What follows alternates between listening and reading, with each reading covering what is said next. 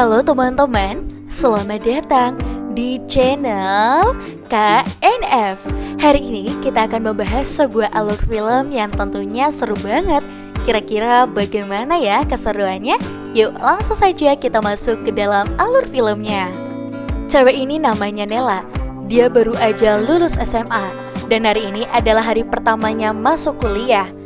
Karena bercita-cita ingin jadi pengacara, Nela memilih kuliah di Universitas Hukum paling terkenal di Prancis, yaitu Universitas Paris. Pagi itu, Nela telat. Waktu sampai kelas, dia bingung harus duduk di mana, karena semua bangku sudah penuh.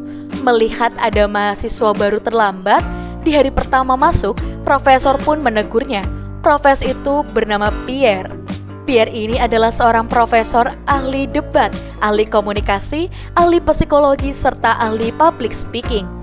Saat itu, tahu Nela keturunan Arab, Pierre langsung menyindir. Dia bilang kalau orang Arab memang suka telat dan gak punya sopan santun. Tak hanya menghina ras, dia juga bilang kalau Islam gak cocok tinggal di Eropa yang sudah maju. Orang Islam itu cocoknya tinggal di negara berkembang. Mendengar kata-kata rasis itu, dengan kesal, Nela mencoba membela diri, tapi karena Pierre ahli debat, Nela kalah adu mulut, sampai kena sekakmat, dan gak bisa balas omongannya lagi. Para mahasiswa yang mendengar ucapan rasis, Pierre pun protes, ia ikut membela Nela. Bukannya minta maaf, Pierre malah mendebat mereka semua. Saking jagonya debat profesor itu, sampai membuat seluruh mahasiswa di kelas terdiam kalah. Selama perdebatan tadi, ada beberapa mahasiswa yang merekam ucapan-ucapan rasis Pierre. Tak lama kemudian, rektor datang menyambut para mahasiswa di hari pertama mereka masuk. Ia lalu mengumumkan bahwa sebentar lagi akan ada kompetisi debat khusus untuk mahasiswa angkatan baru. Rektor cerita kalau sudah 4 tahun universitasnya selalu kalah dari universitas lain. Jadi dia sangat berharap mahasiswa baru tahun ini bisa menenangkan kompetisi paling bergensi di Prancis ini dan membawa pulang medali yang sudah lama tak pernah mereka dapatkan. Bagi siapa saja yang mau daftar, silakan mengisi formulir di atas meja. Selesai kelas, awalnya Nela ingin ikut mendaftar, tapi karena formulirnya ada di meja si profesor, Nela yang masih sakit hati memilih langsung pergi. Di rumah, Nela hanya tinggal berdua dengan ibunya. Sebagai single parent, ibu Nela jarang pulang karena harus bekerja di 2 tempat. Malam itu setelah menyelesaikan tugas kuliah, Nela keluar nongkrong bareng teman-temannya. Salah satu teman bernama Munir, orangnya perhatian banget sama Nela. Mereka ini sebenarnya dari dulu saling suka, tapi karena malu-malu dan gak pernah berani ngungkapin perasaan, tuh bocah berdua sampai sekarang cuma temenan aja. Keesokan paginya, Pierre dipanggil ke ruangan rektor. Rektor bertanya apa tujuan Pierre kemarin membuli mahasiswa baru dengan kata-kata rasis.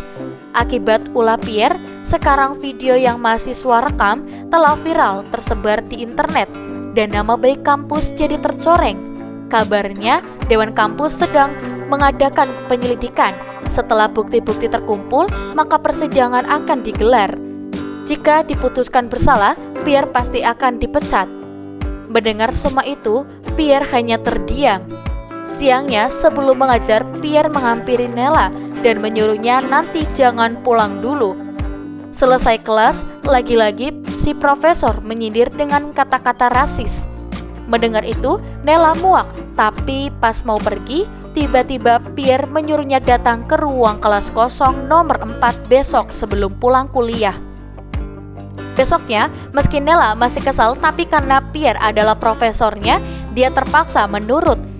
Di kelas kosong itu, Pierre bilang kalau dia sudah mendaftarkan Nela ikut kompetisi debat antar universitas. Jadi mulai sekarang, sebelum pulang sekolah, di sini Nela harus datang ke kelas ini untuk berlatih. Nela di situ nggak keberatan.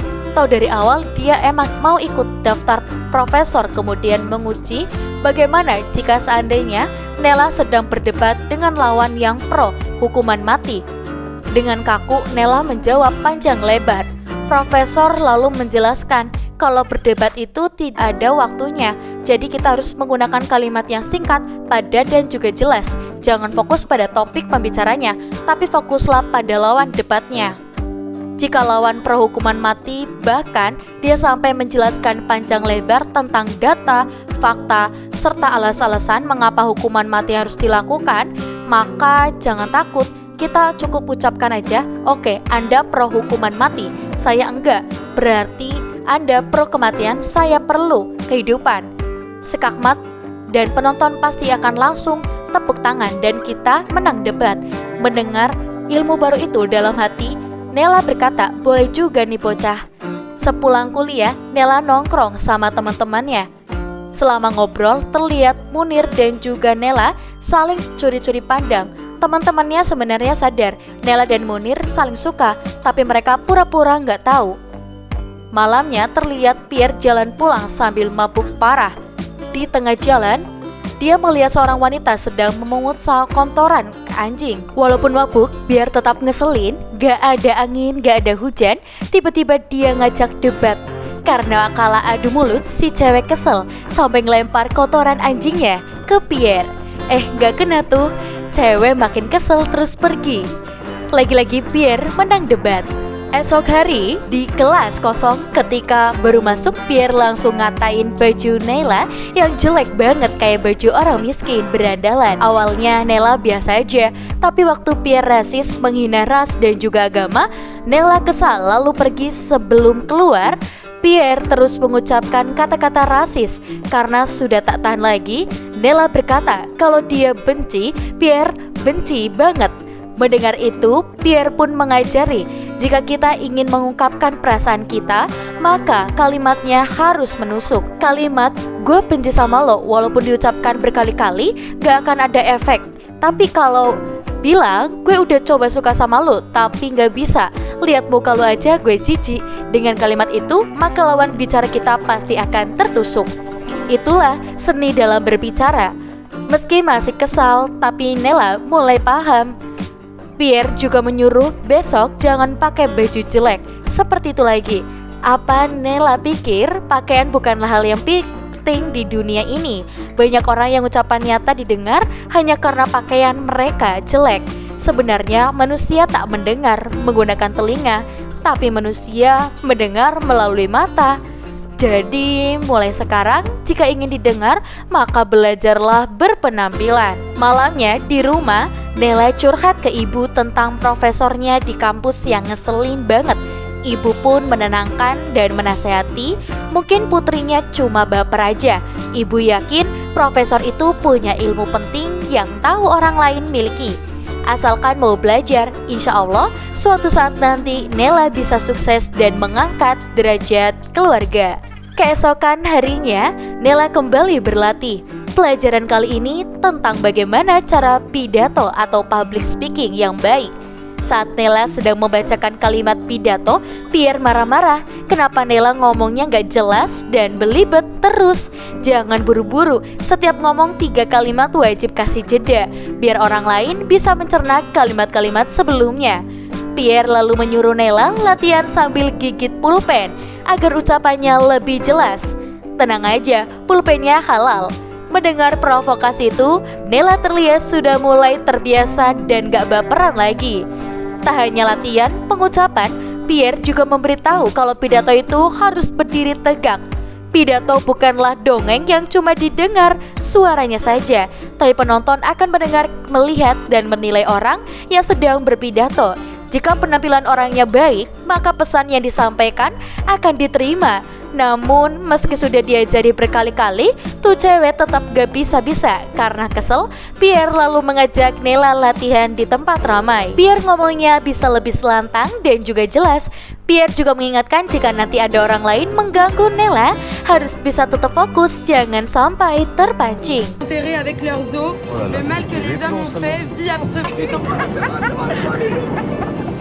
Sayangnya di latihan itu saat sedang berbicara, Nela gagal fokus gara-gara terpancing gangguan dari penumpang kereta lain. Hari demi hari, latihan demi latihan pun Nela jalani. Artikulasi atau cara bicara Nela juga telah membaik. Ilmu demi ilmu terus Pierre ajarkan dalam berdebat. atau berpidato ada 6 strategi. Salah satu strategi adalah strategi angka dan data. Jika kita bicara panjang lebar tanpa menyebutkan angka, maka omongan kita akan dianggap omong kosong. Tapi bila disebutkan angka, apalagi ada kata-kata persen seperti 10%, 15%, sekian persen, maka dalam hitungan detik ucapan kita akan langsung dipercaya orang. Beberapa hari kemudian, kompetisi debat dan pidato antar universitas tiba. Nela dapat giliran maju pertama melawan mahasiswa perwakilan universitas lain. Juri menjelaskan bahwa topik debat kali ini adalah tentang pakaian setelah kedua pihak siap debat dimulai.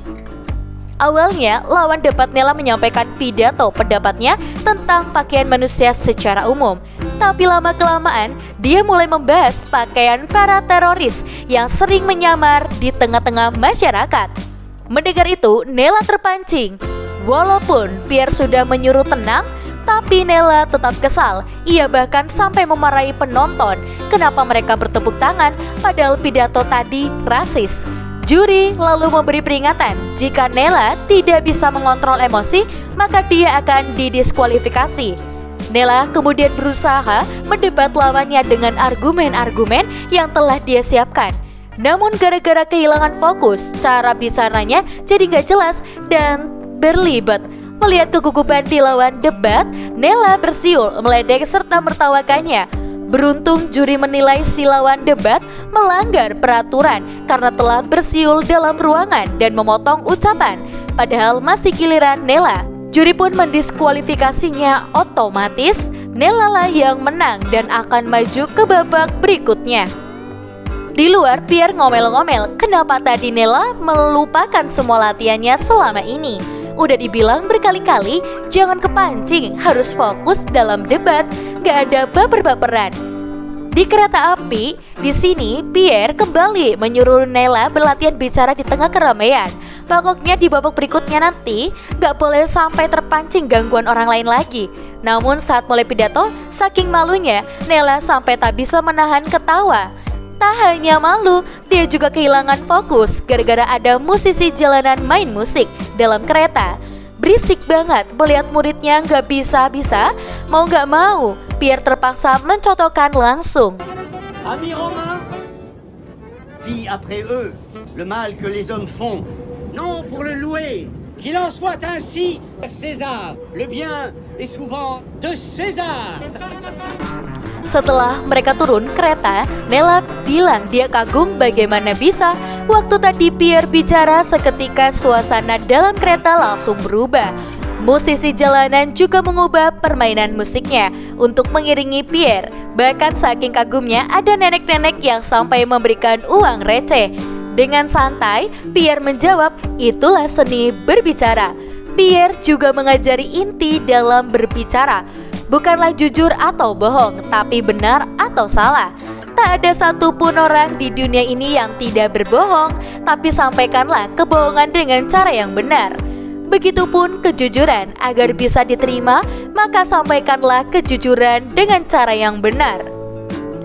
Malam hari saat sedang jalan pulang, Nela gak sengaja ketemu Munir sama teman-temannya. Pas lagi ngobrol berdua, Nela mempraktekkan ilmu yang Pierre ajarkan. Dia mulai mengajak dan bilang, pasti sekarang Munir membencinya gara-gara terlalu sibuk kuliah sampai jarang main bareng.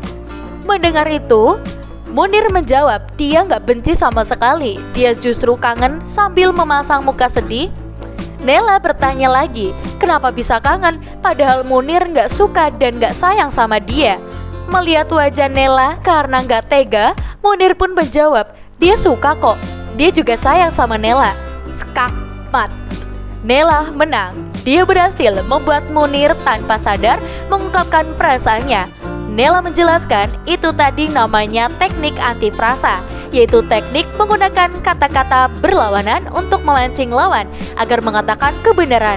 Karena sekarang dia sudah tahu perasaan Munir, tanpa ragu, Nela pun menciumnya. Keesokan harinya, ketika sedang mengajar, Pierre menyampaikan bahwa tingkat rasisme di dunia masih tinggi. Pembulian terjadi di mana-mana, bahkan beberapa waktu lalu di Prancis ini sampai ada gambar kartun Nabi, tapi orang-orang hanya bisa diam, tak berani bersuara. Seandainya bersuara pun, suara mereka tak didengar. Bagaimana kita bisa membela atau memperjuangkan sesuatu bila kita sendiri tak tahu cara berbicara? Mendengar ucapan sang profesor, seluruh mahasiswa tertampar. Berhari-hari, Pierre dan juga Nella terus menghabiskan waktu berlatih bersama untuk persiapan babak berikutnya. Mereka berdua kini terlihat udah akrab banget. Tak hanya ilmu debat, Pierre juga mengajari tentang ilmu public speaking atau pidato. Ia memberitahu cara agar otak kita gak ngeblank saat sedang berbicara adalah dengan latihan menyambung kata-kata. Contohnya, jika kita nafas berarti kita suka oksigen. Jika suka oksigen berarti suka alam. Jika suka alam berarti suka Afrika berarti suka sesuatu yang besar. Suka besar berarti suka gajah. Karena gajah binatang yang indah, berarti pasti suka wanita. Karena wanita adalah makhluk paling indah di muka bumi ini. Tak hanya belajar melatih otak, Pierre juga mengajari cara menghina lawan debat. Dalam menghina ada seninya. Bila kita mengucapkan kata-kata kotor, maka hinaan itu akan jadi hinaan kosong, tanpa efek. Inti dari menghina adalah menjatuhkan psikologi lawan. Jika menggunakan kata kotor, maka kita butuh mengucapkannya berkali-kali sampai lawan terpancing. Tapi kalau kita menghina fisik atau hal-hal pribadi, maka dalam hitungan detik psikologi lawan pasti akan langsung berubah. Jadi jangan fokus pada kata kotornya, tapi fokuslah pada psikologi lawan bicaranya. Pierre juga mengingatkan bahwa teknik menghina ini seperti pisau tajam bermata dua. Kita harus hati-hati, bila digunakan sembarangan bisa berbahaya. Meski terdengar ekstrim, tapi Nella senang bisa dapat ilmu-ilmu baru yang tak pernah dia pelajari sebelumnya. Hari demi hari berlalu, babak demi babak kompetisi pun berhasil Nella lewati. Monsieur le Président, même si je mens comme je respire, toute la vérité reste son soutien. Comment choisir son élève? Ma vérité n'est pas de dire à un enfant aimer l'amour des autres, amour et d'eau fraîche. Ne nous dit-il pas que l'on peut vivre d'amour et les mères du Sud ont cessé à l'impudence. Mais hélas, qu'on accepte le alpiniste n'attend jamais. Hingga akhirnya di babak final, berkat rangkaian kalimat pidato yang sangat menyentuh, Nella berhasil menang dan terpilih sebagai juara gadis. Di sini, gadis muda yang awalnya bukan siapa-siapa itu kini terkenal dan suaranya didengar di universitas di seluruh penjuru Prancis. Selesai kompetisi, untuk merayakan kemenangan, Pierre mengajak Nella makan malam di restoran. Sepanjang makan, Nella cerita tentang Munir. Dulu hubungan mereka tak pernah ada kemajuan, tapi semenjak belajar ilmu komunikasi, sekarang mereka berdua jadi bisa pacaran. Meski Munir cuma seorang sopir taksi, tapi dia selalu percaya suatu saat nanti kekasihnya itu pasti bisa sukses. Melihat Nella bahagia, Pierre ikut senang. Keesokan harinya, kampus mengadakan acara perayaan kemenangan Nella. Sebelum pesta dimulai, rektor menyuruh Nella maju ke depan untuk berpidato. Dalam pidatonya, Nella menyampaikan rasa terima kasih dan mempersembahkan kemenangan ini untuk pihak kampus. Mendengar pidato itu, semua orang bertepuk tangan. Selesai pidato, para tamu makan bersama.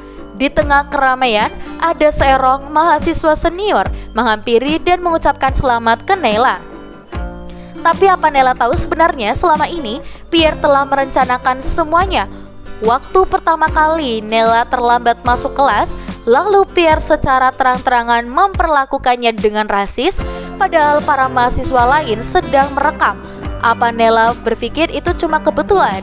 Pierre sengaja membuat viral di internet untuk menarik perhatian publik, dan dia juga sengaja mendaftarkan Nella mengikuti kompetisi paling bergengsi di Prancis yang disaksikan banyak orang. Semua ini bagian dari rencananya. Dia tahu karena dulu dia juga pernah ada di posisi Nella. Bagi seorang profesor seperti Pierre, Nella adalah bahan percobaan yang sangat pas. Nella perempuan dan perempuan sering dianggap lebih rendah dari laki-laki. Nela beragama Islam dan agama Islam sering dianggap teroris. Nela juga imigran keturunan Arab dan imigran sering dianggap beban bagi warga pribumi. Bahkan sampai rambutnya aja layak dihina gara-gara enggak lurus. Segala hal yang ada pada diri Nela penuh dengan hal-hal minoritas. Tanpa sadar, selama ini Nela telah dijadikan simbol lewat Nela. Pierre seakan seperti ingin menyampaikan pesan untuk masyarakat bahwa orang minoritas juga bisa bersuara dan suara mereka layak didengar. Namun, demi menyampaikan pesan moral itu, Pierre sampai rela mengorbankan dirinya sendiri.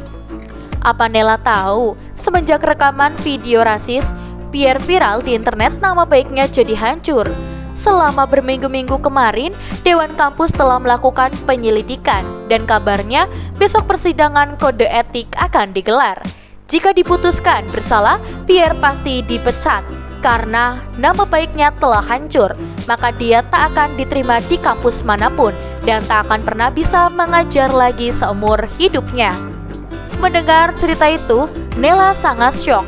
Ia kemudian menghampiri Pierre lalu berkata, dia sudah tahu semuanya. Apa Pierre pikir Nela bisa bahagia dan menikmati semua ketenaran ini? Sementara profesor yang selalu membimbingnya diam-diam berkorban sampai rela menghancurkan karirnya sendiri. Dengan kecewa, Nela pun pergi dari sana. Keesokan harinya, Nela bolos kuliah dan mengurung diri di rumah. Di sisi lain, terlihat Pierre sedang bersiap menjalani sidang kode etik. Meski masih ngambek, tapi karena terus kepikiran, Nela lalu ke rumah Munir. Sambil menangis, dia curhat tentang profesornya. Ia benar-benar bingung, tak tahu harus berbuat apa. Munir pun berkata, wanita yang dia cintai bukanlah wanita lemah seperti ini. Nela harus pergi ke persidangan dengan ilmu komunikasi yang selama ini Pierre ajarkan. Munir yakin Nela pasti bisa meyakinkan Dewan Kampus dan menyelamatkan sang profesor. Karena tak punya banyak waktu, Munir langsung bergegas mengantarkan Nela. Sesampainya di kampus, Nela langsung berlari menuju ruang sidang. Ketika masuk, terlihat para Dewan Kampus dan rektor sedang menginterogasi Pierre. Dewan pun mengusir. Tapi Nela meminta izin untuk memberikan kesaksian. Ia berharap kesaksiannya bisa jadi bahan pertimbangan. Setelah diizinkan masuk, Nela lalu mulai bersaksi. Di hadapan Dewan, Nela cerita awalnya dia memang membenci Pierre karena telah rasis dan merendahkan agamanya. Namun kini dia sadar Pierre punya tujuan melakukan semua itu. Pierre ingin mengajarkan bila ras, agama, fisik, atau hal-hal yang kita anggap berharga direndahkan orang lain, maka kita harus tahu cara membelanya. Di hari pertama masuk, Nela hanya bisa emosi, tapi sekarang berkat bimbingan sang profesor, jika suatu saat nanti ada orang yang merendahkan ras dan juga agamanya, dia sudah siap melawan. Berkat bimbingan Pierre, hidupnya juga telah berubah. Dari kecil, Nela tak pernah berani bercita-cita karena sadar diri anak imigran dari kampung pasti akan selalu kalah dari orang pribumi yang sudah modern. Tapi siapa sangka, ternyata dia bisa memenangkan kompetisi besar. Sekarang, Nela yakin di masa depan nanti dia pasti akan menjadi wanita yang hebat berkat profesor rasis di sebelahnya ini. Nela telah menemukan jalan hidupnya. Setelah menceritakan semua itu, Nela langsung pergi meninggalkan ruangan. Mendengar kesaksian tadi, Dewan Kode Etik memutuskan untuk menutup kasus Pierre. Selesai sidang, Pierre bergegas mengejar keluar, lalu teriak memanggil-manggil Nela. Karena masih ngambek, Nela pura-pura tak mendengar. Pierre pun terpaksa teriak ngomong rasis lagi. Barulah Nela nengok, tapi Nela tak marah. Dia justru tertawa sambil menangis, terharu. Tuh bocah berdua akhirnya baikan dan pulang bareng. Beberapa tahun kemudian, setelah lulus, Nela kini terlihat sudah jadi pengacara. Hari itu, di penjara, Nela menemui seorang tahanan yang ditangkap atas kasus perampokan. Awalnya, si tahanan ngeremehin Nela. Dia nyuruh polisi ngirim pengacara cowok. Kenapa yang datang cewek? Cewek mah gak bisa apa-apa. Namun, Waktu Nela mulai bicara, seketika si Taenan langsung diam dan menuruti semua perintahnya. Nah, jadi itu dia ya teman-teman, alur cerita film ya menurut aku ini keren banget sih. Dan film ini tuh terinspirasi dari film Le Brio ya, yang memang sudah tayang beberapa tahun yang lalu. Nah, di sini mungkin teman-teman di rumah yang penasaran dengan alur cerita film yang lainnya, kalian jangan lupa ya pantengin terus channel ini KNF untuk dapatkan video terbaru seputar alur film. Dan buat kalian juga jangan lupa nih untuk like, komen, dan juga subscribe channel KNF. Kita ketemu lagi di video selanjutnya ya. Sampai jumpa semuanya. Dadah teman-teman.